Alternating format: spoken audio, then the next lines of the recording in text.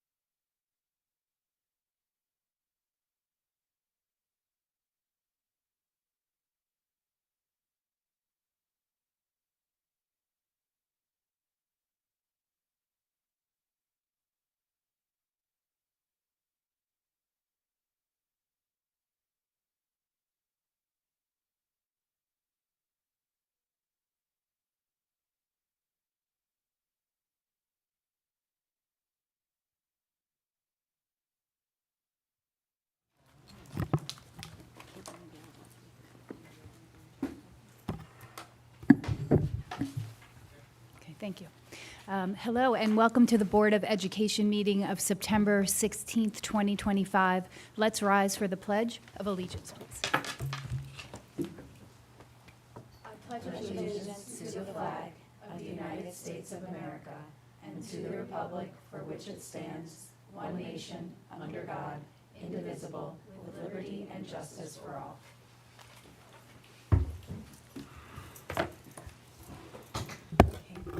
Natalie, would you please reiterate our executive session motion?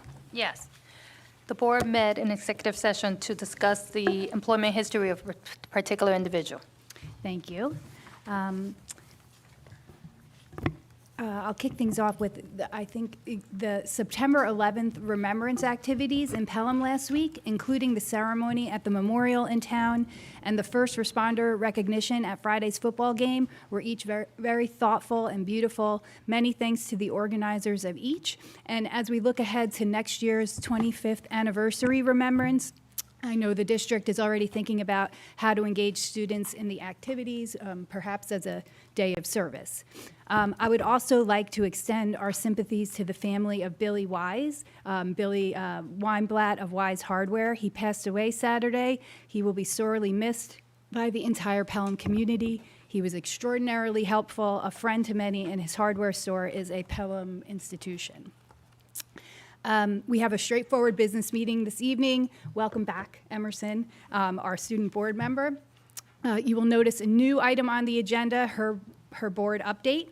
Additionally, Catherine has graciously agreed to serve as our advocacy liaison. We will vote on that tonight, and she will provide the board with brief updates on advocacy-related items when necessary. I think she has an update for us this evening, as we will need to make decisions at the next board meeting regarding advocacy resolutions being proposed at an upcoming NYSBA business meeting. And lastly, the district will send out a call for community members for our committees this Friday, I think, of this week. So please be on the lookout for that. And thank you to everyone who applies to be on one of our committees. Thank you. Okay. Get started. Do I have a motion to approve the minutes of the September 3rd, 2025 business meeting, the superintendent's opening of school report on facilities, and the adoption of the Board of Education and superintendent's goals, adoption of BOE communication protocols, and establishment of the Board of Education committees? So moved. Second. Okay, any comments or questions on those minutes? No? All in favor? Aye. None opposed, so those are approved. And Dr. Champ? Okay, thank you.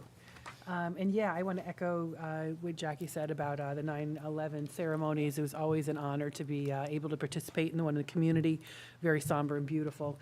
And thanks to the folks that pulled together and came out for the first responder game last Friday night. We won, which is always nice. We're 2-0 for the season, so that's great. But really want to thank Tom Drake, our Alteris consultant, and Joe Toombs, our athletic director, who put the wheels in motion to make that happen. We tried to do something like that back in April, and just the stars did not align, but they came together very quickly for this game. We're super excited.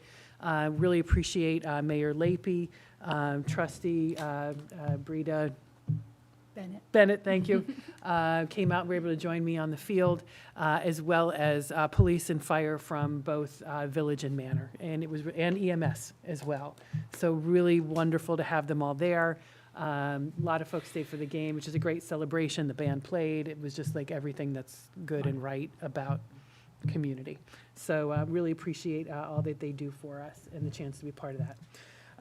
Also wanted to recognize today at Hutchinson, it was a special moment for some folks. I know the board may remember Dana Gentile's daughter, Gia, passed away just a few months back.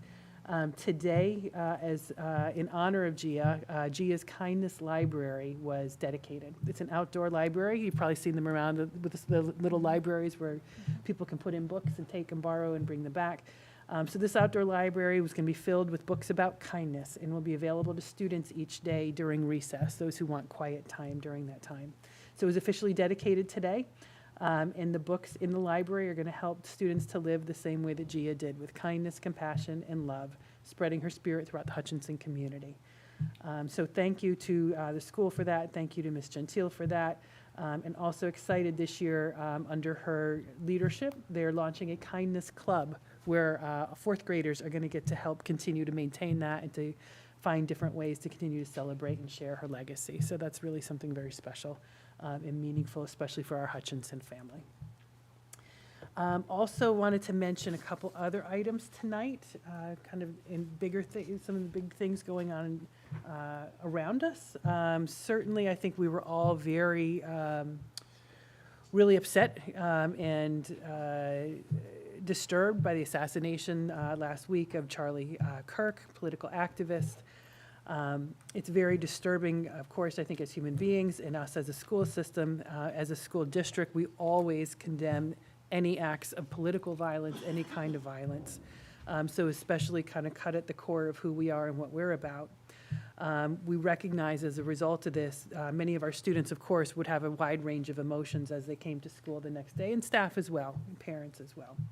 So knowing that our role is to provide a safe and factual, age-appropriate space for students, Ms. Suzanne Short, our Director of Humanities, shared guidance with our teachers the night before so that they could be prepared when they walked in the classroom the next day for whatever concerns may arise. So it was stressed in that it is critically important to remain neutral and inclusive, and to really be thoughtful about where there are instructional opportunities to connect the events to their curriculum and help students to deal with them in an age-appropriate way, and to engage in civil discourse in an age-appropriate way. Obviously, it will not connect with all content areas. So where it does, folks should recognize, but then redirect. But in those classes where it does connect, teachers were strongly encouraged to remain neutral and inclusive. The essential questions that she shared with them to think about centered around free speech, civil discourse, and what role that plays in a civil society, what lessons we as a society can learn from the events, and how do we use those lessons to strengthen our partnerships with one another. Tips for conversation and for safe and protective discussion, focusing on facts, maintaining neutrality, modeling respectful discourse, avoiding graphic content, and remaining focused on content. So I just wanted to share that so folks would know, especially parents, how do we deal with difficult topics like this? We can't shy away from them, they are reality, but how do we deal with them in a way that is fair and balanced and age appropriate? And I just would remind folks, if students are still continuing to struggle, please make sure to refer them to the school counselors who are there to support. And certainly if any parents have questions, they are always welcome to talk to the teacher first. Teacher has the most accurate, up-to-date, closest to the ground information. They also can address questions to the curriculum director, Dr. Short in this case, Ms. Short, or the school principal. So we're always available to have those conversations. Those folks are the best suited to be able to answer specific questions. Moving on to another news item. I think this one was, a little happier for some of our students. Well, they're not even on the same plane, so I'm not going to make a comparison. But just this week, we shared some information with parents and students that I know the board should be aware of from last spring through our Professional Growth and Achievement Committee. Many folks were aware that we've been looking at the Regents exams. We've been looking at the change in science standards for many years. So this important, and we're calling it an exciting change, especially for our students, because I heard that there were some very happy students. We're making a change to our year-end testing for chemistry for this year, starting this year and moving forward. So beginning this year, chemistry students, the culminating assessment is going to shift to a more comprehensive and project-based model that is designed by our teachers and administrators. The new assessment will replace the New York State Chemistry Regents exam, so we'll be no longer administering the Chemistry Regents exam. And I said this discussed with personal growth and achievement last year, and we're just rolling that out to students and parents as we've got open houses coming up, and certainly students need to know kind of the long picture of what their course will culminate in. So as I know the board is aware, this is a continuation of the larger vision of how we've been working to reshape science in the district for many years. We focus on a rigorous inquiry-based instruction, curriculum that's grounded in natural phenomenon, and we work to provide high-quality science experiences. I know you may remember back, I think it was last year, we did a work session on these new standards, so some of you got to experience that firsthand. This new approach does align also with the New York Inspires, the new graduation framework that we're going to be spending time on throughout the next several years and transitioning to. But also in October, you'll remember, we have a work session that we're planning to do to dig deeper into it. So this move already is in alignment with that new New York Inspires framework. And we believe that it will challenge, and the framework itself challenges us to assess students beyond just simple measures of traditional multiple choice, high-stakes exams. So as a district, we have been a leader in providing high-quality science experiences for our students. And you may remember several years ago, we did make a similar shift to an inquiry-based approach in physics. And the result of that has been increased enrollment. It's the highest enrollment in physics in any high school that I've ever been a part of in the last, I'd say it was in Lakeland for 7 years and Sewanaka for 5 years, so 12 years, so 20 years dealing with high schools. I've never seen the level of enrollment that we have in physics compared to what we do here. So increased enrollment, fewer gender gaps within that, and outstanding performance across the board, including recognition on AP exams in that same area. So that approach is paying off for our students. It's really netting better results for us and for more students. So I'm definitely appreciative to our teachers and our administrators who've been leading this change, and we look forward to the year to come. I did hear there were many happy students when they heard this news. Many happy. Very happy. And I think too, many of you as parents of high schoolers recognize, especially with this particular cohort, they've kind of been on the leading edge of the standards changes, which is really, it's been tough for a lot of them. So I think this is also, one way that we can lessen that burden. It's the first time that science standards have changed in 30 years from New York State. So it gives us a great opportunity to be more rigorous, to be really thoughtful about inquiry approaches, and to set ourselves up for continue to provide outstanding instruction and assessment as we move forward. Yeah, and I just want to emphasize what you just said. It's not having the Regents exam and having a different assessment that's developed by the school, Right. by our district. Correct. That doesn't result in less rigor. It's an opportunity for more. It's an opportunity for more rigor. So Yep. I don't want Yep. anyone to be concerned Yep. about that. Agreed, Yeah. agreed, yeah. So, I don't know if there are any more questions on that. Again, I know that the board was aware of some of these changes, so. Okay, all right, really exciting. I know Dr. Comerford can't be with us tonight, but I know if you do think of any other questions, as time goes by, I'll do my best to answer them. And of course, she will as well. And thanks to Dr. Callahan, too, for leading this Yes. work over the last several years. One thing two more things I'll point out, a lot of our peer districts have gone this route as well. So I think as we're continuing to stretch ourselves, we want to continue to stay competitive in those ways. And one of the things, as you know, that we've done over the last several years, as we've made these kinds of changes, it frees us up to do more dual enrollment kinds of courses and other ways to challenge students at a high level.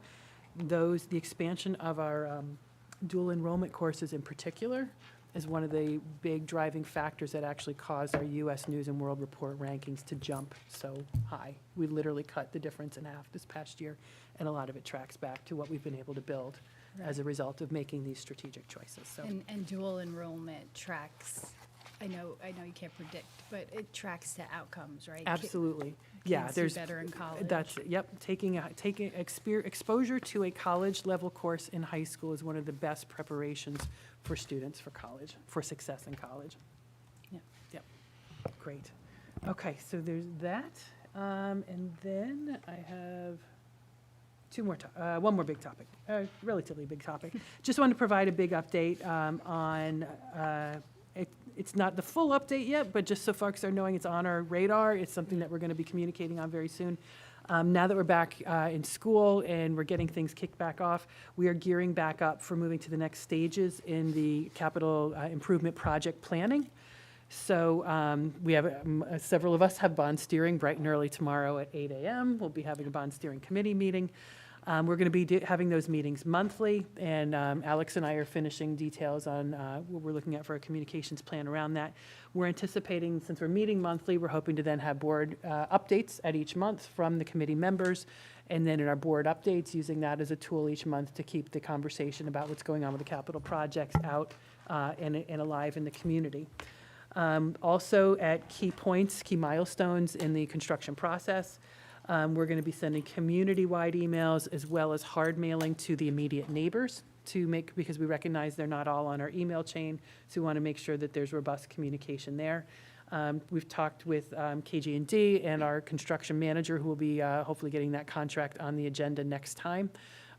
They're planning on quarterly updates to the board as well, certainly in alignment with milestones of the project. We can expect to seeing and hearing from them about quarterly.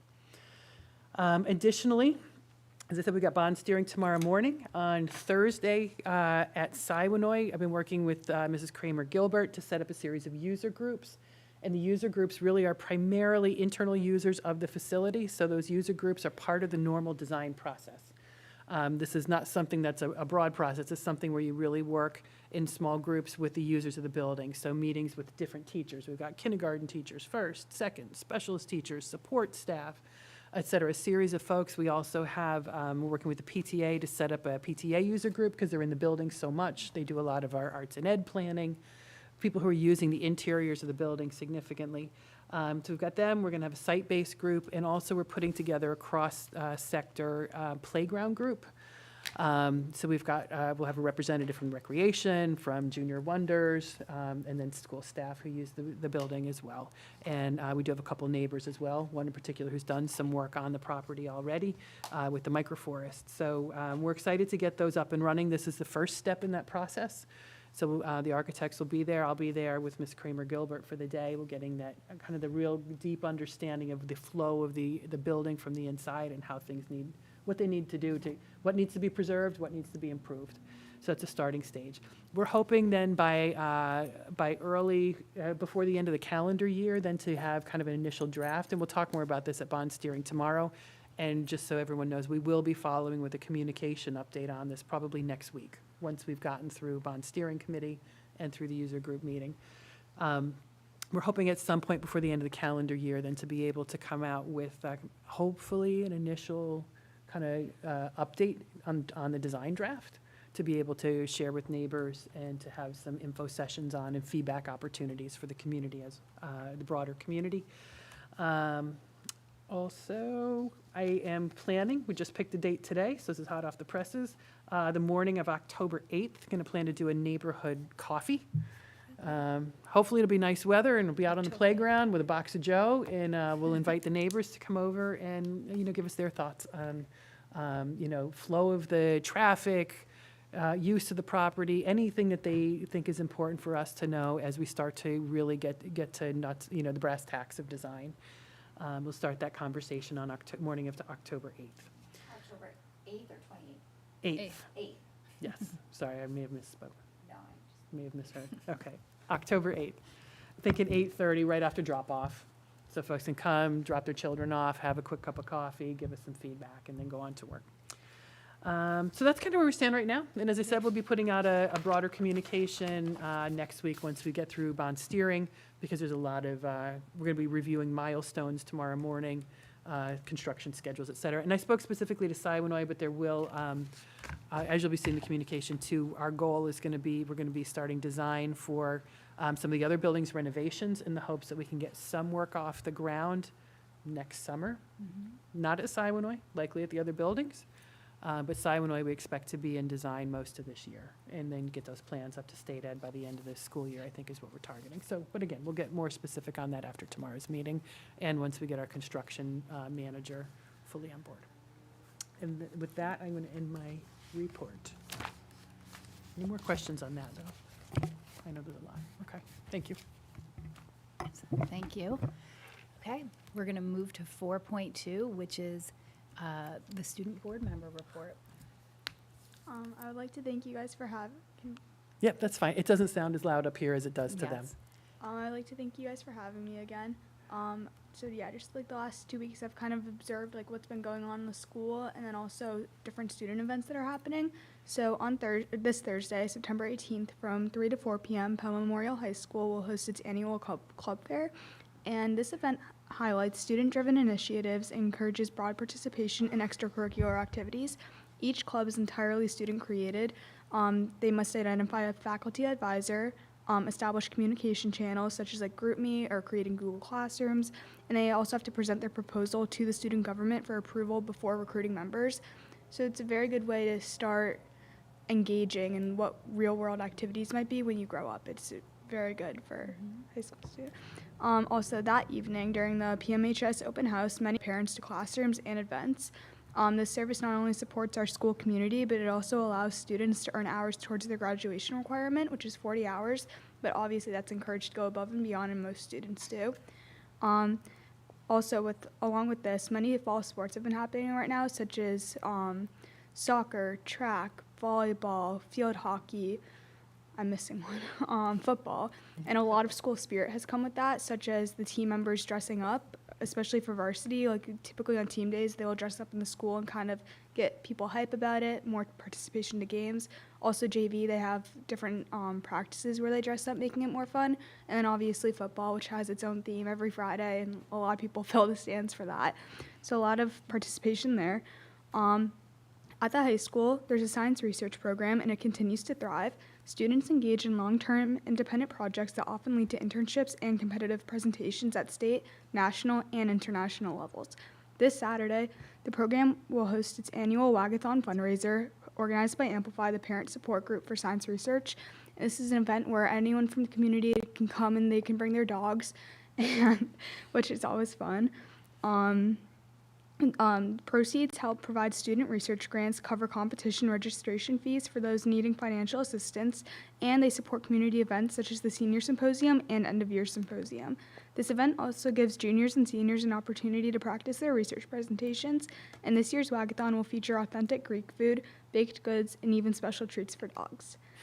Tomorrow evening is also Senior College Night, an important milestone in the college planning process that provides students and families with guidance on applications, essays, financial aid, and the transition from high school to college. And then finally, I want to provide an update on the school phone policy. The new restrictions have been very successful, with strong compliance across the entire student body. While I expected more resistance, I've seen the opposite. Students are engaging more with one another, creating a noticeable increase in conversation and interaction in the hallways instead of phone use. And then also during the cafeteria time, because we can't have that in the lunchroom anymore, there's a lot more conversations going around, and honestly, a lot more smiles I've seen on people's faces. People just like overall look happier. So it's been very successful so far. And yeah, that's it. Awesome. Thank you. Thank you. And that's great news about the cell phone, yeah. Emerson, just a quick question. Do you know where the Wagathon's being held this year? Do you know the Yeah, address? It's Kaplan. I'd have to look at the exact address. Okay. It's by Monterey. Yeah. But yeah, it's look it up, you'll too. definitely notice a lot of cars being parked around. Okay, follow the cars, good. I'm sure it went And out. the dogs. And the- I'd have to get the excellent exact- point. yeah, I'm sure it went out in the parent square, so great. Thank you very much. Thank you. Great. Yep, of course. Thank you for your update. I really enjoyed hearing all about it, especially the smiles in the hallways and the cafeteria Yeah. because of the cell phone policy. And just a question. I know. It's not in the right spot. Sorry. It's always me. Is this better? Okay. Did you also, were you able to sign up for any sort of training events as our student BOE member? I think you're able to get some, like all of us engaged in sort of Board of Education member trainings. And so I think you're also able to do some trainings. Were you able to sign up for something, or has anything looked interesting to you? I think tomorrow I signed Yeah. up for in the Yeah. morning. Yeah, from 8:15 to 9:45. That's my first. It's period. tomorrow? Yeah. Yes. I'm gonna Yeah. be there tomorrow. That's great. And it's virtual Yeah, that's the one that's hosted by the State Education Department. with Shelley Mayer's going to be on it. Shelley Mayer's going to be there. That's Probably. the one with Shelley Mayer. I think so, yeah. I'm so excited that you've come. Thank you for, I think as a student, you have so much to do. And this is one more thing that you're adding to your list on top of all of your extracurriculars and your academics and all that. But for you to prepare, spend the time to prepare to give us your update is wonderful. And then also to invest your own time in these trainings to learn more about how to be an effective student board member, and I think it's really important too for you to network with other student board members and hear from their experiences and kind of like share ideas and thoughts. And the cool thing about tomorrow's training is that Shelley Mayer will be on it, and she is the chair of the Education Committee, the Senate Education Committee, so she's like one of the big education lawmakers, and instrumental in passing this policy that is now allowing student board, or authorizing student board members to join boards statewide. And so she'll have a lot of insight and just probably really interesting things to share about what her vision for student board members, and I'm really excited that you'll be able to hear her speak, because she's one of those inspirational lawmakers. So thank you for dedicating your time for that. Yeah, thank you. I'm looking forward to it. We're looking forward to hearing the update afterwards. And you're welcome to stay as long as you'd like tonight, too. Or Or if not you, as or long not. as Always just feel free to do what you need to do, but thank you. Thank you. Okay. Next, we have Board of Education Committee reports. Did we have any, we haven't had, or is our first committee meeting tomorrow? I think our first committee is tomorrow, yes. Yeah. So no committees. but- So Catherine, would this be a good time, Catherine, to talk a bit about advocacy, or? Sure. Yeah. This is when you want me to talk about it? Yeah. Okay. So really briefly, because we'll talk about the resolutions more next week, Yeah. but I'll be serving as the advocacy liaison for our board to the New York State School Board Association, and also as the voting delegate, which is from our board to the New York State School Board Association. And so that role connects well with my other role, which is on the Regional School Board Association, Westchester Putnam Valley School Board Association, which I will refer to from now on as WestPut, just to make it easier, so WestPut. And WestPut's Advocacy Committee met last week to go over the NYSBA resolutions that are on the slate to be voted on this year. And that's like in mid-October? So the NYSBA annual business meeting where we vote on these resolutions is October 16th. Okay. And that's where we'll vote on whether to, well, so let me back up, just so it's clear, because this is the first time we've been doing this in a little bit, so I want to make sure I'm taking it step by step and not cutting the process. So WestPut is our regional board association, so NYSBA is the state. So these resolutions that we discussed at the advocacy meeting last week were statewide. So they were submitted from school boards all across the state. And NYSBA's resolution committee met, kind of narrowed them down to the ones that made the most sense, and then put them out to their membership, which is every single school board that is a member, put them out to their membership to then discuss and decide which of these resolutions should we as a school board support. So we have a regional school board association. So we met last week, the advocacy committee met last week, to discuss these statewide resolutions at the regional level. So we discussed why it would make sense and what our reasoning would be to either support, oppose, or maybe have no decision or no consensus on the resolutions, and how they would impact us regionally. Mm-hmm. And then from there, we have a worksheet, which I shared with our consensus statements that we then take back, the advocacy committee and WestPut, and it's on their website. So this is public information, so anyone can look up.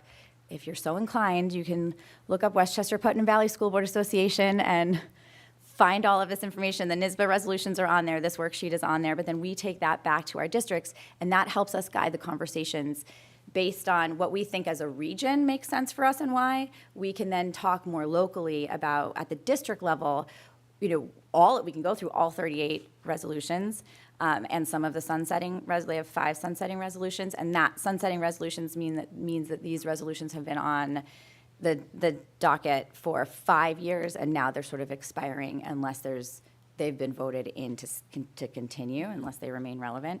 And so then this worksheet is what we take back to our districts to then talk at a more local level of why we would support, oppose, or maybe have no decision on the resolutions at the state level. And so this is not legislative-based bills or laws. So this is not commenting on new legislation that would pass and policies that would pass. This is our chance as a district to influence and to say our piece and how we feel about where NYSBA should spend their time advocating. And it's important because NYSBA is the largest. They have a lot of power behind them. They are the largest school board association, that up in Albany, right? Larger than any of the regional board associations that are up there. So they do have a lot of sway. And so if we want them to spend their time talking about things, we want to make sure that we at least have some influence over what they're talking about. And so that's why this is important. So that's what we met last week to narrow down, and that's what we can discuss more as a district, what that would make sense for us as a district. I'm excited about your involvement in this, I just have to say. So thank you for doing the work. And I know you're passionate about it, which is great because you need someone to take it on. I would just say I'm excited about it because I do in my professional circles, and I'm sure Jim's hearing it in his professional circles, Tricia and hers, Tracy. I think people are seeing this as a very important year for public education and to protect the future of public education. And I know there's lots of thoughts around that and lots of perspectives and philosophies, but where I sit as a leader of a public education institution, that's my focus at the kids in this, in the Pelham public schools. So to have strong advocates setting that agenda and having people who understand the regional needs is critically important so that the advocacy agenda is the right one. So thank you for that, and I look forward to continuing these conversations. You're welcome. I'm excited to be able to do it. Thank you for allowing me to represent Pelham and the students of Pelham and our community in this way at the state level and even at the federal level. It goes up that high. So thank you for that opportunity to do that. And I'm glad that Pelham will have a voice at the table now, a larger voice at the table. And also, it's confusing, so if anyone has any questions or anything, you can always ask, because I know this stuff gets kind of complicated.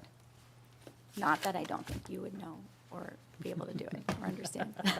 It's just if you're not reading all the things. A bandwidth issue. Yeah, if you're not really reading all the things, it becomes a little bit complicated, so. Thanks, Catherine. Yeah, thank you for doing this. I think it's actually pretty amazing, right, to have those seats at the table and to be able to bring them back here and to bring some best practices and help us be better as a board, given sort of where you're sitting on the state and the regional, spaces. So I think it's fantastic. So thank you. Okay. Great. Are you doing Claire? I'll just do it super quick. Okay, yeah. So, yes. Okay, Assistant yeah, Superintendent. since Dr. Comerford's here, just a couple key highlights that I know that the cabinet shared their full agendas full memos with the board, but just wanted to stress her key highlights that she had shared with you. AI instruction, that's one of our big rocks for this year, is under the instructional technology realm. So we were really excited on opening day that all district faculty got to engage in professional learning opportunities around the ethical and responsible integration of artificial intelligence into instruction. And that's everything from personal, professional use to how to tackle this and use it in the classroom. So we're excited to see how that's going to evolve this year. And Dr. Comerford did her dissertation in the area of AI. So we're really fortunate to have her expertise and look forward to the work she with the AI committee are doing. And that's also Mr. Sabalos and Ms. Del Mastro have been leading that work and really exciting about it. Chemistry assessment shift we've already talked about, and then the only other item I just wanted to remind the board, as she's preparing for the November student outcomes work session, your feedback on what was included in those in the past, what you'd like to see in the future will be really helpful. So that was again in her memo. If you could just take some time to review and provide feedback, that'll help her shape that, because our goal is to try to really hit the mark on what you're looking for. And that's it from teaching and learning for now. Thank you. Next, we have Assistant Superintendent's update on belonging and wellness. Good evening. So the start of school year in special education is especially a busy time. We do a lot of preparing over the summer to make sure that our programs are ready, that our staff is ready, that we have all the resources in place. and this summer was no exception. A couple of key highlights. We did have a new class, a new 812 class open this year at Hutchinson, so there was a lot of preparation that went on over the summer to make sure that we had the furniture, the resources. Miss Batso is the new teacher of that class, so there was a lot of work that went on this summer, making sure she was ready to get up and running with the students. I had the opportunity the first couple of weeks of school to be out and about in classrooms, and all of the kids looked amazing and happy and smiling, and it was very happy to see, and for me, very relieved to see that, you know, not a lot of criers. That's always good. That's what you want, a couple of first days. The other thing to mention is that over the summer, there's a lot of planning, getting our consultants up and running, what we're planning for the school year. So we know we have our consultancy with cognitive behavioral consultants who are starting again with us this year. They work with our counseling staff to do our Tier 2, Tier 3 support in terms of SEL with all of our psychologists in our TSP program in the middle school, high school. So we mapped out what the year was going to look like for them and what were going to be the topics of focus for the staff. Our integrated co-teaching consultants are starting again as well this year. Our first visit in the high school, in the elementary school will be tomorrow. So we have co-teaching teams at the elementary this year at K1 and 2, and of course what we have in the middle and high school, but excited that that will be happening as well. A couple of other planning things that we happened. Dr. Champ mentioned Big Rocks. One of our other big rocks that we're focusing on this year is MTSS, and MTSS specifically not only academically but SEL. So we are partnering very closely with our partners at BOCES and the Recovs Grant, who are helping us map out what that work is going to look like this year. We are going to have a district-wide MTSS SEL committee that's going to help us chip away at the work that needs to be done, so we have some concrete deliverables at the end of the year where we want to see go with in terms of MTSS, SEL, and Tier 1. Just last, to round out special education, I want to just mention the first SEPTA meeting this year is October 9th, 7 o'clock in this room, so hopefully as many people can attend. That would be great. October 9th, October 9th in this room at 7 o'clock. And then just quickly in terms of the counseling department, start of the year is always an extremely busy time for all of our counselors. There's a lot that they're due as far as making sure student schedules are in place, that conflicts are worked out, that students are in the classes that they should be in and need to be in. So I know the first few weeks of school are very busy for them. But on top of that, college visits have already begun. The counseling department got started as soon as September 9th. We had visits from our colleges, and they continue throughout the fall. So students should pay attention to the announcements so they know which colleges are coming and universities are coming to visit. As Emerson mentioned, tomorrow is one of our first in series of nights for our seniors. So it is grade 12 college night. That's an important night for seniors and parents, just to make sure that they hear how to stay on track as a senior. Make sure that, you know, you're sending transcripts to the appropriate places, you've got letters of recommendation in place, that your essays have all been submitted. So make sure that is tomorrow at 7 o'clock in the high school auditorium. That's it, thank you. Oh, I'm sorry, one other thing in special education that we also did this summer that I think is very much worth mentioning. We also have some updates to the Hutchinson playground.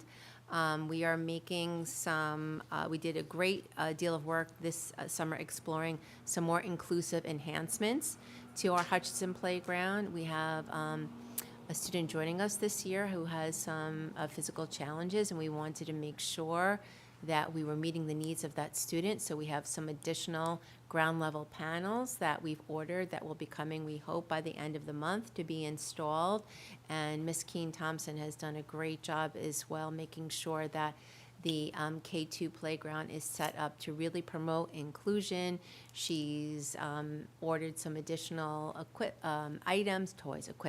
toys for the students to play with, to make sure that there is as many inclusive opportunities for all of the students during recess time. So we're very excited about those additions. That's my report. Thank you. Thank you. Next, we have Executive Director's update on human resources and leadership. Good evening, everybody. It's been a very busy and exciting start to the school year. We're thrilled to welcome back all of our dedicated teachers and staff and to see the smiles on the students as they enter our buildings on the first day of school. I'm happy to report that we had a very successful new teacher orientation on August 26th. Thank you to Mrs. DeAngelis and Dr. Champ for welcoming our 14 new teachers to that. We are looking forward to our first afternoon session next week. Thank you to Ms. Tracy Holtz, who will be coming and helping us better understand special education and compliance around that. And we'll also be visited by Mrs. Kaylin Rodriguez from payroll, who also help us with some of that as well. So we have a really exciting year planned with our new teachers. In addition, one of the goals last year was to increase our partnership in area colleges and universities. Believe it or not, we actually have 25 future educators joining us this fall. 12 of them are student observers, 7 of them are student teachers, and 6 of them are interns. Some are with us only until about mid-December, some for the entire school year. It can get a little confusing. What's a student teacher? What's an observer? What's an intern? Some of it depends on the institution that is, that is reaching out to us. But basically, for student observers, they are kind of in the background. They're watching how our teachers teach and the mastery that goes into the pedagogy and the curriculum. They ask a lot of questions. They see how students learn. They do a little participation. Student teachers is really you hit the ground running. You're observing a lot, but you're getting your feet wet. You're teaching. You're talking with teachers about how to design curriculum, how do you design your lessons, what do you want the outcomes to be, how do you measure them, and then they go and try it, and then they get feedback. And then our interns are really working side by side with our professionals, learning the roles and doing the work as well. So we're super excited to have all of these folks joining us. Not only are we able to share our expertise with them, but we also gain a lot from what they're learning in the schools. And so it is this wonderful reciprocal relationship between the universities and our professionals here in Pelham. So we are very excited with the turnout this fall. I'm actually still getting emails for people looking for placements. So as we have openings, we will try to fill them. So I'll keep you updated. Yeah, I'm going to use the word, that's very impressive that Yeah, just You're able big to- congratulations yeah. on that, because I know for years it's been a struggle to get student teachers, interns, et cetera. So, and I know how hard you work in general, and so I could imagine how hard you've worked to have so many join us. So thank you. Oh, you're welcome. I mean, honestly, a big thanks to our staff because they have reached out to their alma maters and have That's asked great. to host, so that has always been helpful. And my team, Mrs. Madden and Miss Albanese, are spectacular because all of these folks who are coming in, even if they're just observing, have to fill out their paperwork and they have to be fingerprinted. So we do not let anyone from the outside come in and be around our students unless they are fingerprinted and cleared. So they've been doing a lot of background work and getting them up and running so they could get here for the start of the school year. So I know it's different schools. Can you name some of the schools that? So we What had Iona, Lehman College, Mercy University, Pace University, and Turo University. And I'm currently working on one with Liberty University. That's great. Oh, and possibly Emerson College. Service providers also Yeah. have, get interns as well, so. Yeah. Well done. No, So more to come. Rex, that's great. Thank you. Okay, thank you.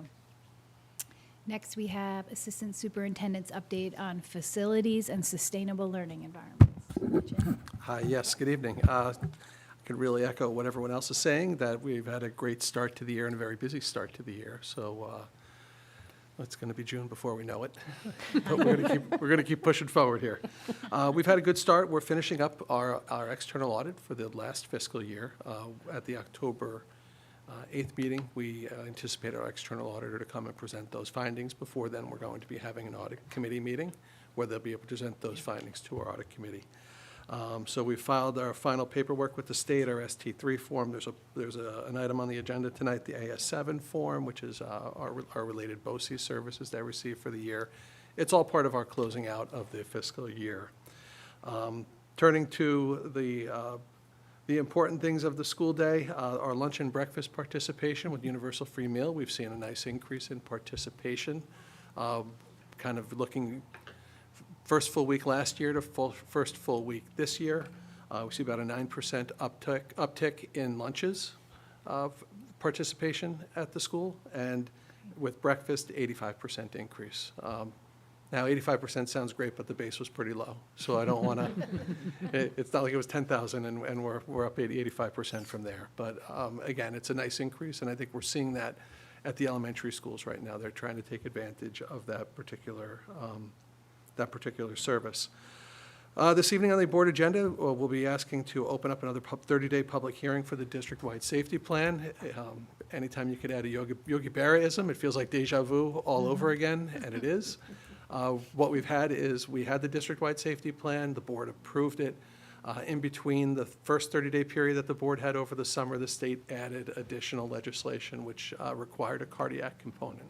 So that's been included in the new district-wide safety plan. In the draft, in the minutes, it's highlighted in yellow, and it'll also be available for viewing at district schools if people care to make a comment to it.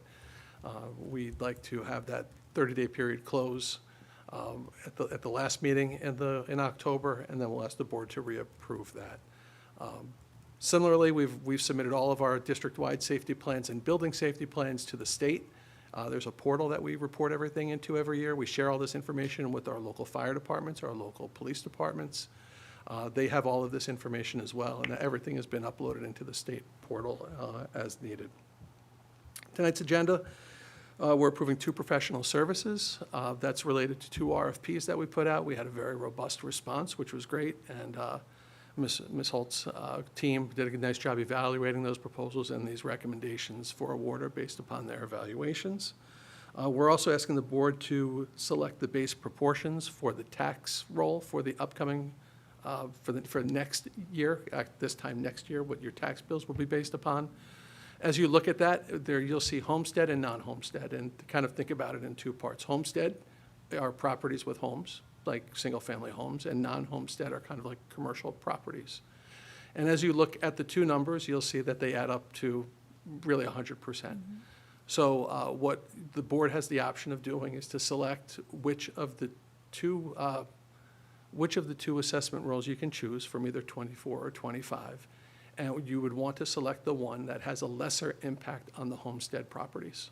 So the recommendation is to select the 25 homestead properties. It's fractional, it's smaller, as you can see, but the one we're recommending you select is the one that would produce a lesser impact on the homestead property owner. Meaning, on a tax basis, you're selecting to tax yourselves as homeowners less. Yeah, and 2025 It would be the is less 2025 roll, for yes. for homestead. Yeah. Okay. We also have 2 very nice donations, and you'll see we have our treasurer report tonight. Our overnight deposits, we're bringing in about 4.14%. We know that's going to change, so we'll keep a close track on that, and we did have some of that forecasted into our annual plan this year. So these are not unexpected changes. In fact, they're probably a little bit delayed. Nonetheless, we will see a bit of a drop-off, and we'll keep a close look on that. And tomorrow we've got our bond steering committee meeting, and Dr. Jam covered a good portion of that.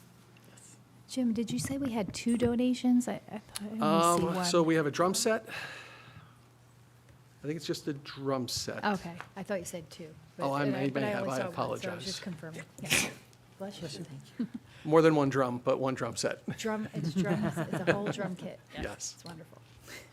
And Jim, Dr. Carter shared with us at the PTA meeting on Monday that the honeybees have been rehomed safely. Yes, So so if you saw a strange person walking around Prospect Hill Field on Tuesday or Wednesday night, we did have a beekeeper come and remove some honeybees.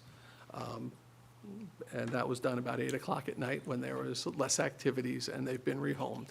Honeybees, we cannot exterminate honeybees, they need to be removed. So that's why we saw that happening. A little bit unusual. Usually find them in trees, you don't find them in in sprinkler pits, but that's Yeah, where that this was one was. The kids were really invested in the well-being of these bees and where they ended up, so. They found a good home at the farm, Upstate. upstate. I was going to ask you if you got to keep any of the honey. We used every joke we had. I mean, we were talking about the buzz around Prospect Hill, and, we got a sweet deal for you. Right up with fifth grade humor. Oh, we had a little fun, we did.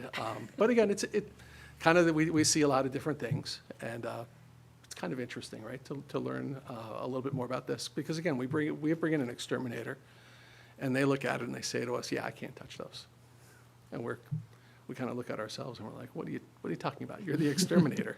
Right. But you learn a little bit more, and you make a couple of phone calls, and you see something interesting. So that was kind of neat. Thank you, Jim. Thanks, Thank Jim. you. Okay, next we have 5.1, communications and comments from the public. Please come. Opening it up to all topics. Oh, yeah, this is for all agenda, so any topic. Great, thank you. Good evening. Should I state my name and address? Is that right? Okay. Yes, please. So my name is Lisa Martino Alves. I live at 50 Clifford Avenue in Pelham. So good evening, members of the board, Superintendent Champ.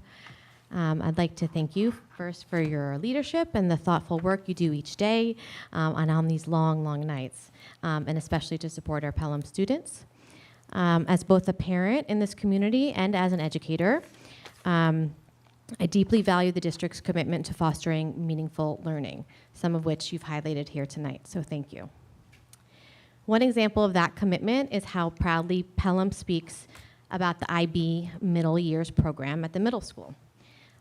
Just this week, the middle school sent out a note describing the MYP of the International Baccalaureate program as a program that, quote, focuses on encouraging students to be curious, compassionate, and ready to take on the world, helping them build the confidence to be leaders in their own learning journey. That message captures beautifully the kind of students we all hope to see grow and thrive in Pelham. The natural question is, then, what comes next? If we want our students to carry those qualities forward into high school and beyond, the IB Diploma program at Pelham Memorial High School is the logical next step. The IB Diploma program is not simply another advanced track. It is a framework that ensures students graduate as academically prepared through rigorous subject groups at both standard and high levels, creative innovators through the creativity, activity, and service projects, critical thinkers through the theory of knowledge course, effective communicators through the extended essay and oral assessments, global citizens through interdisciplinary curricula that embed international mindedness, reflective and future-focused through structured reflection in these programs, CAS, TOK, and the extended essay. These outcomes mirror exactly what New York State's Portrait of the Graduate calls for and aligns also with Pelham's own strategic goals of academic excellence, inclusion, and preparing students for college, career, and citizenship. From what I heard here tonight, you will be exploring some of the Inspire plans very soon. As a Pelham parent of a 9th grader and a 6th grader, and as a principal of a planned pilot high school in our vicinity, in our region, working closely with New York State Ed and the principles that are laid out in the Inspire plan, I have also seen firsthand how IB aligns seamlessly with these state and district priorities. I would encourage you to build on the strong foundation already in place by convening an exploratory committee to evaluate how the IB diploma program might be implemented here at Pelham. Pelham has already shown its commitment by bringing IB into the middle school. Families are ready and engaged. The state's vision and Pelham's strategic priorities point in the same direction. Now is the right moment to consider extending the IB pathway into the high school. Hold on a second. So our students can complete the journey that began in middle school and graduate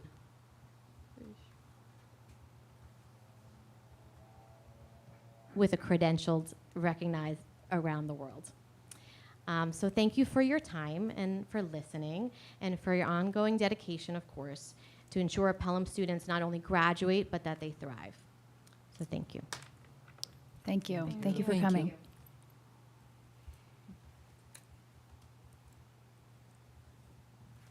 Okay.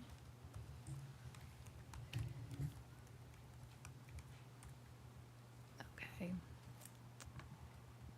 We can move to section 6. Have a good evening. Thank you. We can move to section 6, financial reports and motions.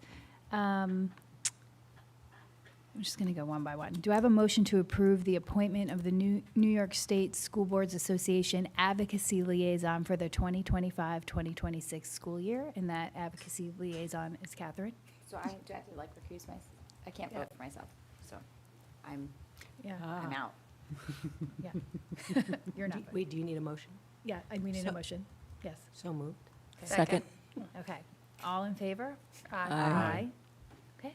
Congratulations, Catherine. Thank you. Yay, Thank congrats. you for your Thank service you, in guys. this Thank you. capacity. Okay, do I have a motion, this is 6.2, a motion to adopt the 2025 adjusted base proportions for the Pelham Union Free School District? That's what Jim just talked about. And do I have to say which one? It says in the resolutions. Oh, okay, it does say. Based on the 2025 final assessment roll, which will be used in the 26-27 homestead and non-homestead tax rates. Okay, great. Do I have a motion? So moved. Second. All in favor? Aye. None opposed, so that motion carries. I'm going to take, do I have a motion to take 6.3 to 6.8 as a consent agenda? So moved. Second. Okay, are there any comments or questions on these? Jim went over some of these. Yeah, $500 transfer for transportation. I saw that. The public notice bill increased from $500 to $700, so that's what that transfer is for. The AS7 is related to 25 services received from the district, from BOCES. And then 6.6, 6.7 are regarding the additional service providers for PPS PPS, yeah. services. Okay. Any comments or questions? Okay, all in favor? Aye. None opposed, so those are all approved and accepted. Do I have a motion to accept a donation? So moved. Second. Okay, so this is a donation to the Pelham Memorial High School, Pelham Middle School Music Department. This is, I'll read it because it's short. Be it resolved that upon the recommendation of the Superintendent of Schools, the Board of Education of the Pelham Union Free School District does hereby accept the donation of a 1975 Ludwig Natural Maple Custom Super Classic Drum Kit with hardware and cymbals valued at $3,500, and that gratitude be bestowed upon its donor, Vincent Pellegrino. So that's a great donation, and we thank you for it. Okay, all in favor? Aye. Thank you again for that great donation of a drum set. Okay. The drum set is at school. Yes, yes. In your own home. He's like, let me donate this. No. Okay. Do I have, let's move to 7.1. Do I have a motion to convene a public hearing on the draft district safety plan? So moved. Second. All in favor? So we're now in the public hearing that Jim talked about for the secondary changes to the safety plan. We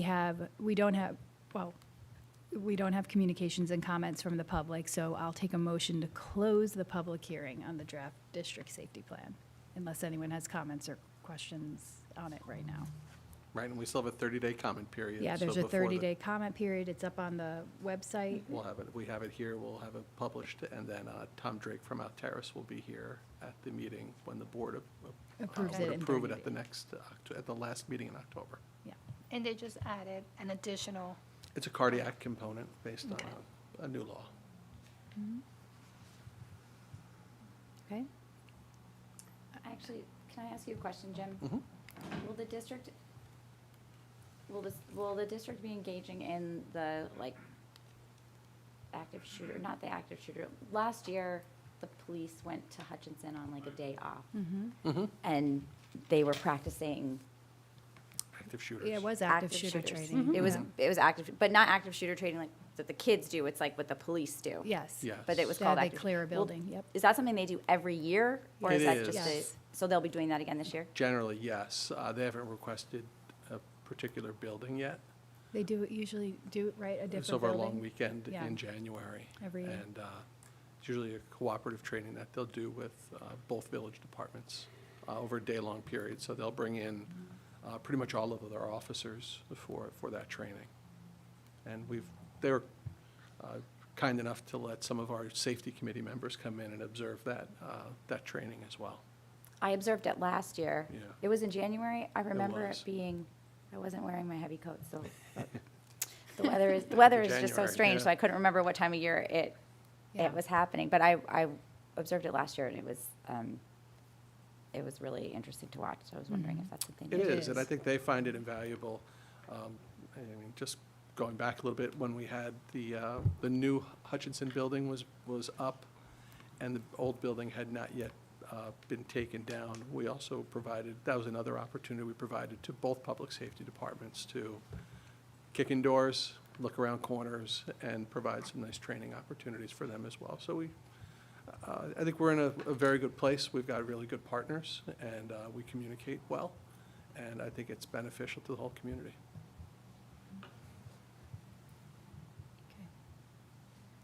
All right. Do I have a motion to close the public hearing on the draft district safety plan? So moved. Second. All in favor? Aye. Okay. Do I have a motion to take 8.1 through 9.1 as a consent agenda?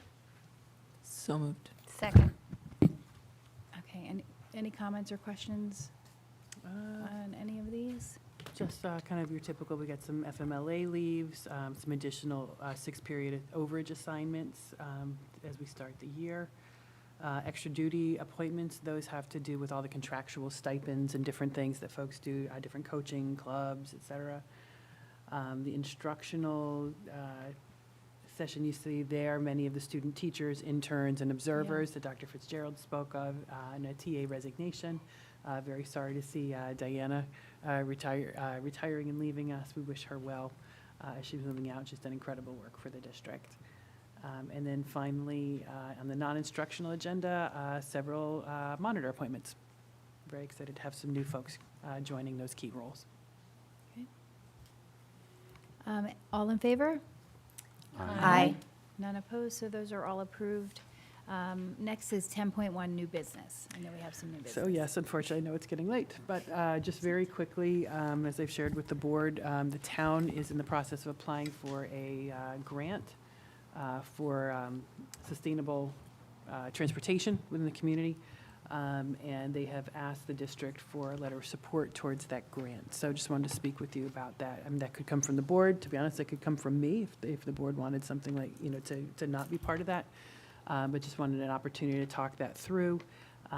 In reaching out to them, they're trying to, they think it'll strengthen their grant application to have letters from those constituents in the community who would benefit from it. So they've reached out to the senior citizens, to us, seeing us as a potential, our students as potential beneficiaries of that, especially those coming from farther ends of the district. Could help with sports, could help with, one of the things we've been talking through today is getting seniors to come to our plays and our games and concerts, things like that. So that is why they've reached out to us. So just wanted to open that up for discussion from the board to see if thoughts on that and if there was a consensus about what direction we should take. Do you recall when they need it by? The grant's due very soon, so they need the letter by the end of the week. And it's for one bus or one? I think it depends on demand. I don't know a ton about the program. I've just read what they've forwarded to us. I think they're looking at I'm thinking it's the call it a little shuttle bus, multi-user. In the proposal, it's like 5 passengers in Yeah. one of those buses. Yep, little It's mini- not really a bus, it's probably the Yeah. wrong word, vehicle. Yeah, Have you seen them in Euro? They're a Neuro shell. kind of like Yeah, a tram they're a is new what I Like a think. train. of. Yeah, I mean, Yeah. if I I've can seen give them. my thoughts on this, I think it's a shame we don't have much time on this because I think we should handle with care. And that's not because I have some sort of regressive objection to public transportation infrastructure. I'm a fan of public transportation infrastructure, but I think we need to pick our causes very, very carefully in terms of those that we support formally, because getting involved with issues or problems that other municipalities are trying to solve is not without risk for us. And I'm not saying I'm against it. I'm just a little bit cautious. I'm not quite sure how these small vehicles, based on what little we know, that have somewhere, I think they carry 5 people. I think I saw in one of the presentations, I think maybe there are 2 of them, so perhaps 10 passengers. I'm not sure how that's going to have an impact, honestly, on our kind of broader student body. I don't know how reliable that's going to be. Maybe it can't hurt. Maybe it can't hurt. And I think that also nothing's for free. Nothing comes without trade-offs. And when something isn't free, then, particularly if it has tax implications, then it risks potentially becoming political.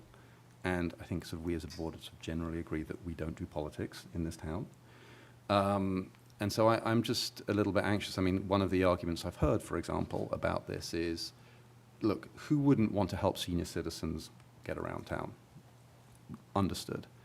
But if this infrastructure or this plan is there to help people get to the station, help commuters, one of the arguments may be people who bought their houses near the station paid a premium, they pay more tax already on those houses. Should they really be subsidizing people who chose to buy a house further away from the station? That's the kind of argument that we may be wading into if we lend formal support to this.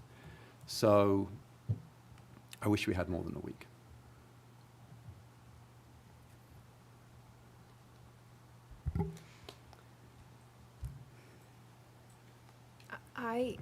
So is it, I don't know if the town got back to you on this. Is it a pilot, or is it a grant for like a pilot program? Because I do.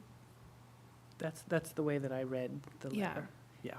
Because, and they are looking for a grant to cover, I know, I think I read it would cost somebody to take the I think, yeah, I trolley think it was- $5 or yeah, something yeah. like that, but it's to cover all of the other costs? Like it will cover, like the full cost will be covered either by somebody taking the trolley or through this grant, or do we know if there will be an impact to the town's budget? And is that ongoing, right? Like to your point about the pilot, excuse me. Maybe just would be helpful to have more details around that. Like I'm not opposed to supporting it. I just feel like I Don't know enough. I don't know enough. Yeah, thank you. So, and Yeah. unfortunately, I've forwarded to you everything that I have. That you so have, I yeah. can't, I feel bad that I can't answer some of these questions, but, there was 2 different sets of information that was forwarded. One of them was a PowerPoint that I did think spoke Yeah. to some of this. Okay, yeah. I don't know if it provided the answer. I'm just looking for it in my email. And then there was additional information was sent to you today. So, there was some slides in there having to do with net costs, and I think you're right. I think it was anticipated, there was grant funding to cover the pilot.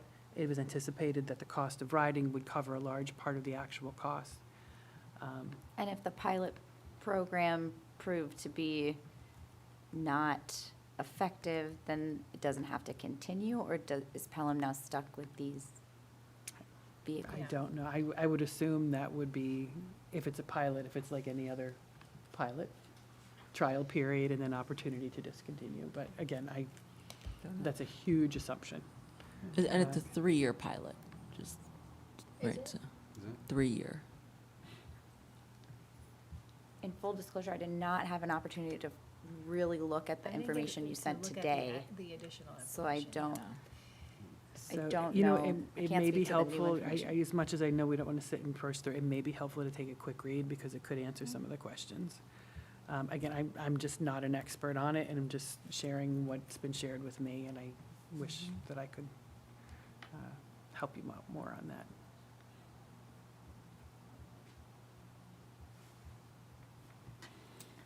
I can resend if anyone needs it quickly at the top of their inbox. Oh, it's a Did you- 3-year pilot. If you have the presentation, I have your email from today, but I'm looking for the presentation. Oh, that was sent on, Yeah. Resend. Was I that could 2 forward weeks it to you. ago?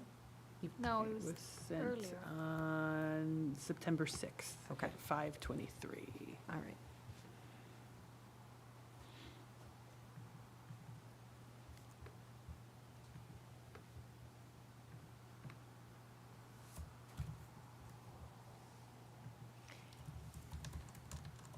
I mean, look, the idea is great. I think the fact that it's such a small little golf cart type of situation, that's the way I see it. It's like a little golf cart that drives you around, because I've seen the one in New Rochelle.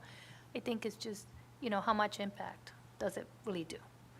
I think the idea of having something public transportation is phenomenal. I think many people will use it if it was available, but I 5 never people saw to and anyone from? riding them in New Rochelle, sorry to interrupt you, but I No. spent Yeah? so much time Oh, I've seen last them. year in New Rochelle, and I would see those driving up and down the Main Street empty. Oh, because my mother says she's called them once, and they went and picked up, because she had left her car in the garage, and they went and picked up. So I know they made themselves. They went Oh, around. they did pick her up. Yeah, they went around. I don't know if they had to stop by where she lives, but they did go by her, and she got it, and she was really happy that they drove her close to to pick up her car. So one thing I would say, just from today's email, I don't know if folks got through, it was extensive, but the town did seek and receive a grant for a feasibility study. And the purpose of it was to develop a clean mobility plan, and that's where this proposal emanated. So kind of to your point, Natalie, I'm assuming, again, haven't read the report, but I'm assuming that's where the feasibility of this approach was. Yeah, I mean, the concept looks, looks very good. I mean, and again, we're a small town, so I feel like it could really benefit, we are not New Rochelle. I mean, maybe, who knows, to your point. But I don't know, it would be good to answer some of the questions that Sid brought up, though, around, are there anything impact that we don't know about, that we can think about as it relates to taxes or costs, or, where, I just feel like just to know or feel really confident, by I mean, signing if this this on, gets what- contentious, I don't want to have to, take a side. So- Yeah. I agree with you. I think, if it's good, if it's good for all of us, we should, consider it. I just feel like there are some questions, to your point, where could it go wrong, or where could it, have a negative impact? I'm not sure. Just by reading this, it feels rushed, I can't Didn't think about. There I- used I- to I would know. be a taxi or some kind of, maybe pre-COVID. Because pre-COVID, because what I hear about all the time, in the Prospect Hill area, is ride share to the train, and how great that would be in the morning, because then it would reduce traffic on the roads and parking issues and Congestion near the school. congestion in the schools and all of that, and Yeah. how great that would be to be able to have sort of a ride share. The tricky part would be to make sure that when everyone's coming home from work at the end of the day, that the rides are as easy to get. And so to have, and I know that when SEPTA did like a trolley one year during one of the festivals and was shuttling people back and forth, like an old school trolley that looked like Mr. Rogers' like trolley, Tinkerbell had you a know? trolley. Yeah, that everyone loved that, and they thought it was so great to be able to ride the trolley, and like, how great would this be if this was something that was regular? So I know that there is support for like this concept of being able to have access to a community transport system from one side of town to the other, or maybe like certain points in town. So, but I think, so you're talking about adults going back and forth to the train. I think from the reason why, right, they want a letter from us is because they want it to be from stakeholders who, stakeholders like a school who it would somehow benefit students. And of course, I'm for something that benefits the elderly getting around town, but I do want us to think about it from the standpoint of how would it benefit the Well, that's what I'm schools. not sure about. Yeah. Like, I don't know how it would benefit students necessarily. I mean, I think that's what's eating at me, which is if there was a clear indication that this was going to benefit students, at scale, that would be great. I think I just don't know enough. I mean, if there are going to be 10 seats, 2 vehicles, I just looked at the PowerPoint. From what I can piece together, 2 vehicles, 5 seats each, so 10 seats at any one time. We have 3,000 students in this district. Like, is this really going to make an impact? Right, and they all need to be at school within a certain same time. time frame. So can you shuttle 5 kids from maybe one end of Hutchinson to the middle school, high school, and one end of Prospect, Right. and get back and forth? And my guess is it would be more useful in things like clubs, sports, after school. I love the evening, idea of those kinds of things, as More opposed kids to- being able to go to games without having their Yeah, parents. I mean, there could, I don't know if there's a driving them. safety implication too. I know we've had, was gonna say safety concerns about liability. Glover and things like that. I would think that's more likely where you would get benefit to students as opposed to like the normal morning. Certainly, if there was, 1 vehicle with 10 children arriving or 5 children arriving instead of 1 with 1, which we get, if Right. there's anything that could ease congestion. But my guess would be it'd be much more useful in the after-school hours, especially thinking of kids who live in Hutchinson and Prospect Hill who are trying to get long traverses. Well, and Two thinking events. about it as a pilot, could you assume, the idea is that you start small with a pilot, you sort of test Right. it out, and then Right. it could lead to something bigger and much more efficient, or, that sounds like, to me, that's like the pilot. It's like, start small, Right. see, like, Test jump the- in and test the, test it out, and then the if approach, it turns yeah. into 10 cars that are gonna, 10 vehicles, I don't know, just thinking futuristically wise, what could be possible.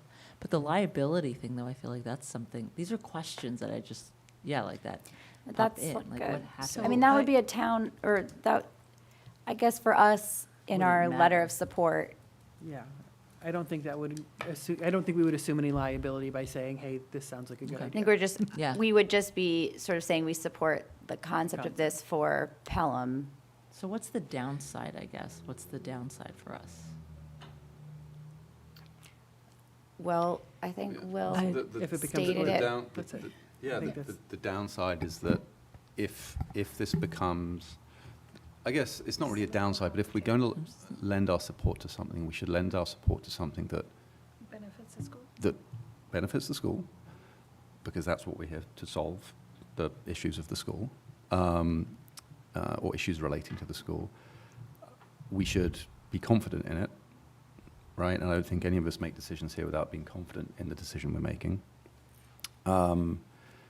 And if it does get contentious or it does get controversial, and I don't know if it is, maybe it will, maybe it won't, but things have a tendency to get controversial, particularly when it relates to kind of public policy, then I don't want to be forced into being on one side or another of an issue that really only has like marginal incremental impact to the school district.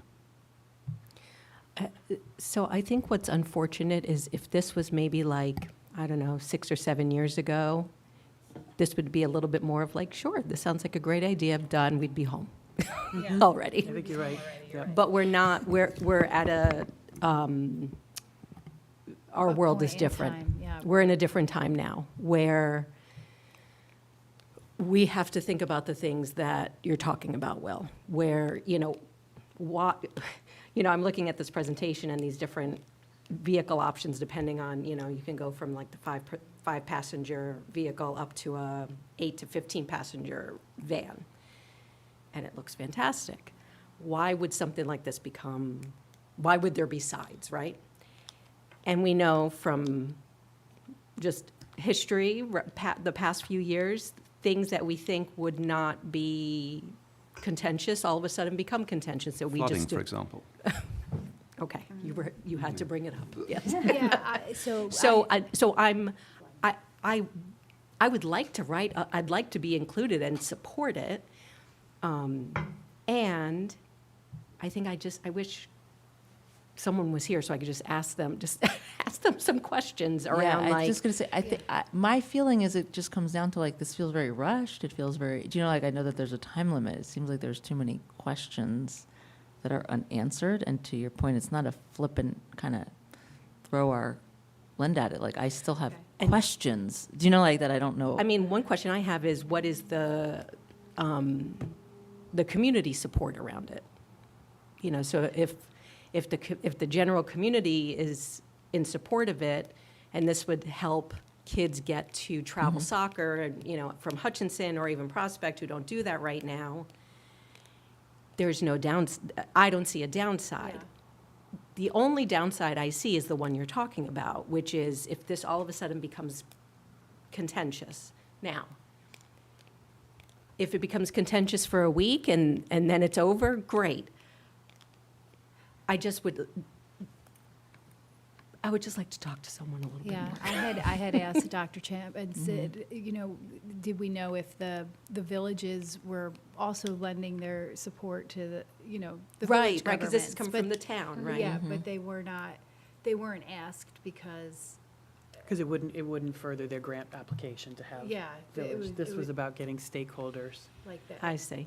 so. So do we know who else? So it's the seniors? Yeah, I think there was, I'll have to look back through But my emails. why I believe there are was one more. why is the school district considered a stakeholder, but the Because village they is think not? it'll they benefit see, they believe students. it'll benefit our The students. after, yeah. That's Right, all. but like It's the that simple. community members, the people who live in the villages are Will also also, would be using this. I mean, like, our students, I think they were seeing it as what are the populations that this could really open opportunities for more than what they have now. okay. Wasn't part of it, don't know. And my guess is they did, I don't think they believed this would be a big ask, which is probably why the ask is coming now. What does a letter of without support somebody- look like? Is it literally, we It could be- support you? We could support the concept, we could support the pilot, we could support it only as far as we want, to assess. They've sent a template, but said by no means Yeah. Were we involved in obligated the to. was the district involved in the feasibility work at all? I don't believe so. I Yeah. think this is separate from the work that we were doing to improve the For- safety at Glover. Dr. Champ, do you remember if in the before times, these sorts of things would come up and I don't want to say they would be no-brainers, but there was a lot more openness. Yeah, and there wasn't so much discussion and back and forth. Yeah, there certainly wasn't the, Yeah, it was much simpler. yeah, it was simpler. Right. To collaborate on Right. projects that would likely benefit both or all parties. Right, even if it was only a few students or whatever, yeah. Okay. So, I don't necessarily think it's worthwhile at this point to take a vote, a vote on this? Because I think we all have more questions. I'm trying to think of where we can get to. Can we maybe collect questions and I That's what I can was call thinking, Kristen too. tomorrow? Yeah, and- that's what I was and thinking, just, too. you know, Kristen Burke, sorry. Get some of that See information, that. get I more think that makes information. sense. Yeah. And by the way, to be clear, I'm not saying it's a hard no from me. I just think we should be careful. That's all. Yeah, and I think something, I didn't look at the template, but something like you were saying, Dr. Champ, of course, we support the concept of Ride share. of rideshare if it will help, Right. you know, if it will somehow help Support students and. students. Right, you right. know, but. Support students in Congestion. attending But I events don't know and how seniors. helpful that is for Yeah, well, that's another their question. grant, you know? But that could, right, that could be a question for her, like, is that, Right. is And that there's- sufficient declaration of support? There's many pieces to a grant application. They have to provide a lot of data and a lot of like metrics and reporting on how they're gonna, you know, report on the grant process and where the money is going. So like, this is a small piece of it. This would be a small piece.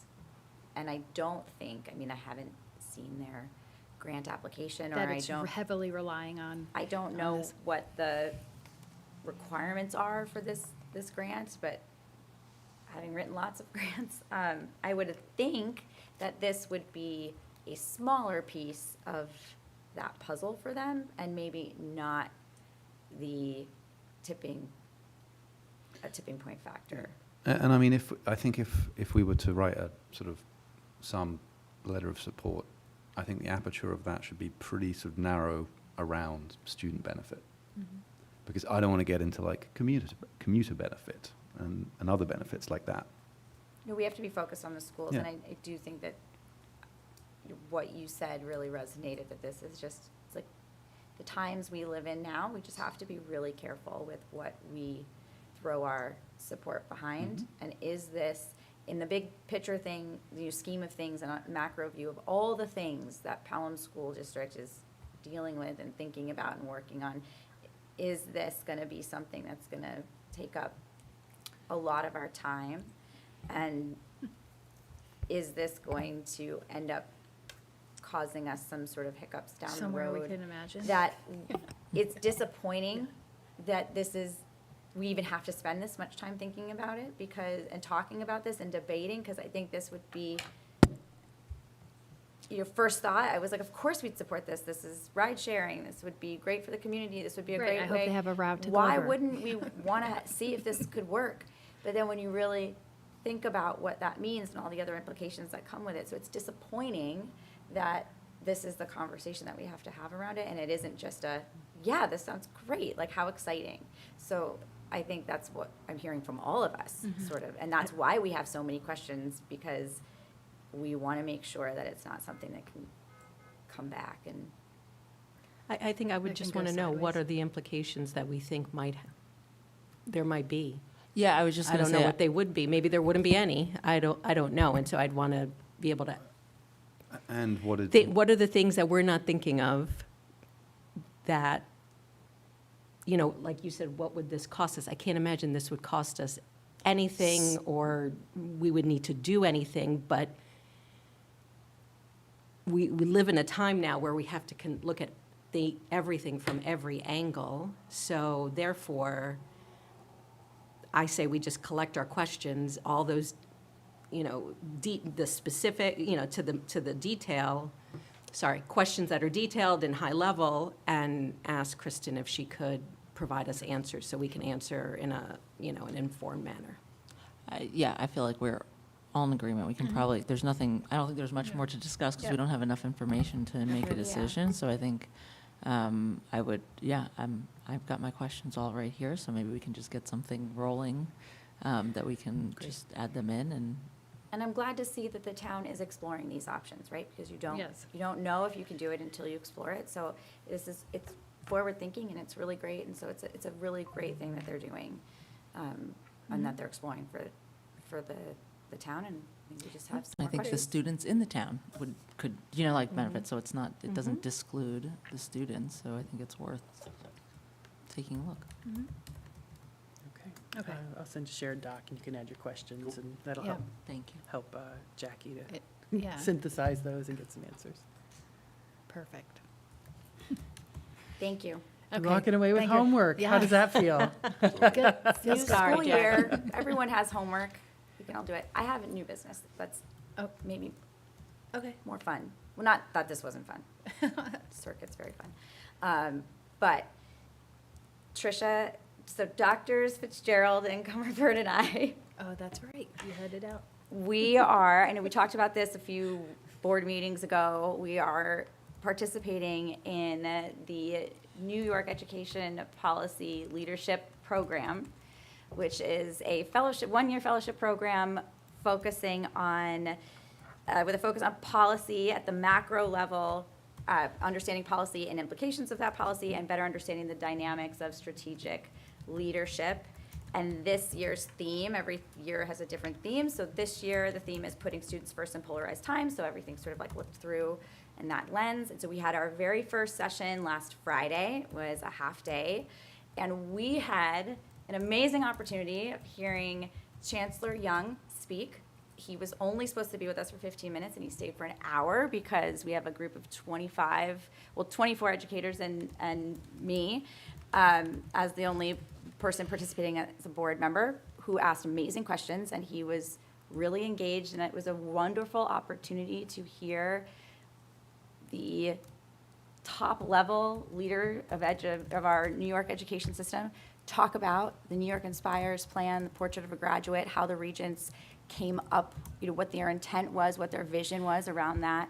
And the fellow educators or cohort had these really wonderful questions, and one person even asked a question that stumped him. So it was a really great opportunity for us to listen to him talk about where he sees and the regions see the direction of New York State education.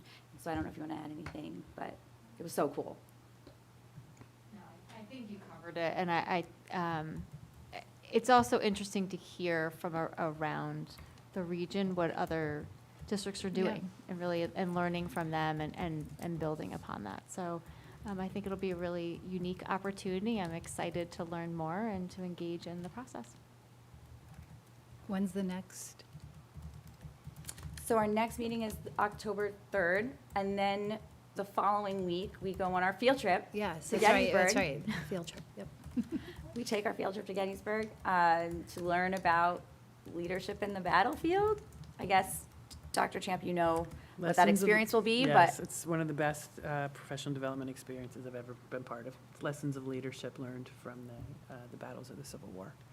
And they do an amazing job of making them very relevant Oh, for that now. does sound great. So it's quite an experience. Yeah. it'll be interesting to see Yeah.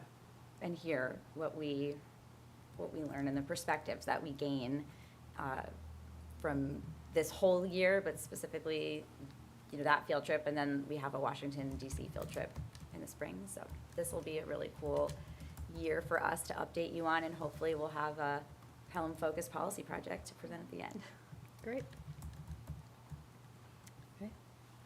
Thank you for that. Any more new business? Okay. I'll take a motion to adjourn. So moved? Second? All in favor? Aye. Okay, thanks, everyone. Thank you. Thank you. Thank you.